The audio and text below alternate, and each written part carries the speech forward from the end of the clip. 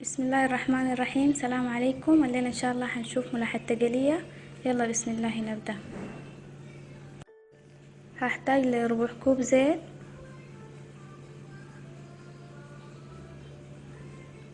وربع كيلو لحمة مفرومة، كوب بصلة محمرة مسبقا عشان كده اضيف 3 زيت، 2 حبة كبيرة طماطم، و3 ملعقة كبيرة صلصة طماطم، 2 ملعقة كبيرة ويكا، ملح، فلفل اسود، كزبرة وكمون اللي هو شمار، و3 فصوص ثوم. ممكن الثوم اضيفه في النهاية، ممكن اضيفه من البداية للناس اللي ما بيحبوا النكهة القوية بتاعت الثوم.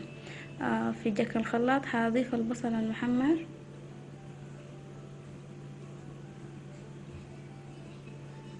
والطماطم، وصلصة الطماطم،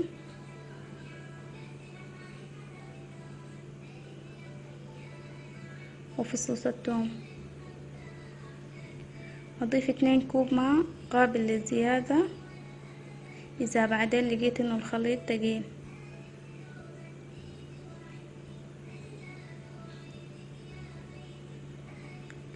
اخلط المكونات بتاعتي واشوف الخطوة اللي بعديها.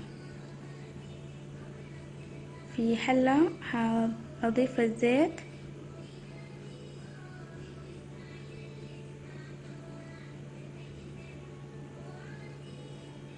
وعليه خليط الطماطم والبصل،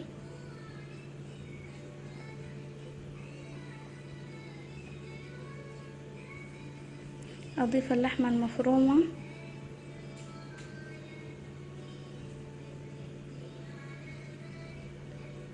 واقلبها واحركها مع خليط البصل والطماطم.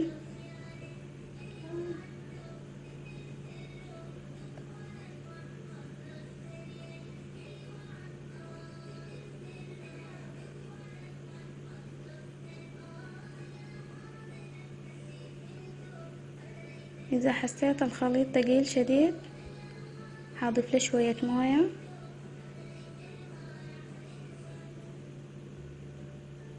واخلي الخليط يغلي لمدة ربع ساعة.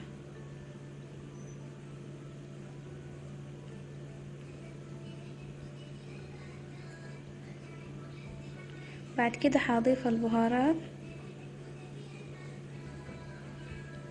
واحركهم كويس.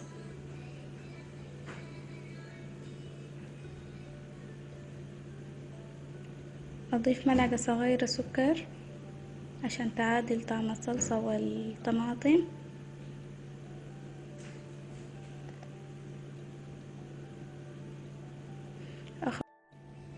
اخفض النار وابدأ اشيل الزيت المتكون على سطح الخليط زي ما نحنا بنسميه وش الملاح.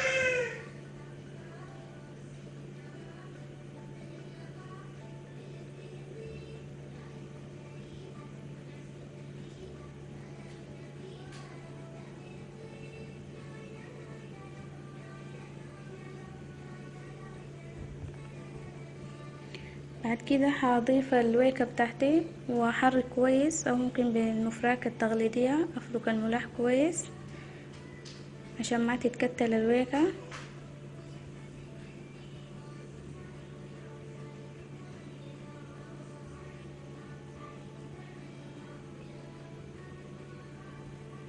اخليها تغلي لمدة دقيقتين واقفل من عليها النار.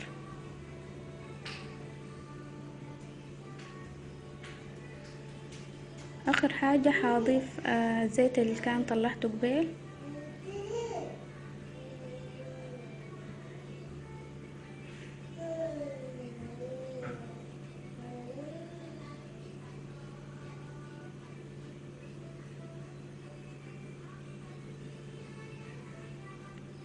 وبس كده ملاحي جاهز. بالهنا علي وعليكم. قدمتها مع عصيدة الذرة، هتلقوا الرابط بالديسكريبشن بوكس اسفل الفيديو.